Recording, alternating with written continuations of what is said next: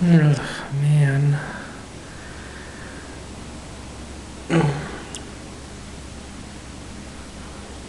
Well, as you can see, it's really melting up out here.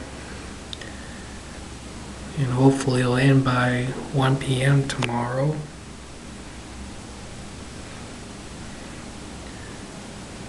There's hardly any traffic at all outside. Actually, I don't think they're allowed to be able to drive on the plows and emergency vehicles. Ugh. Oh, Melissa, I just wonder if you're getting this right now. And Alan, can't believe you would rather be with this kind of weather than just rain. Ugh, man.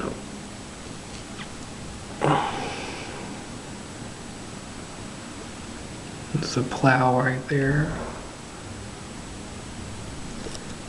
Well, I'm gonna end this right now. And hopefully this will be all blown over by tomorrow afternoon. Oh, can't believe it's called Nemo. Of all names. It really found us, didn't it? Blizzard of 2013. See ya.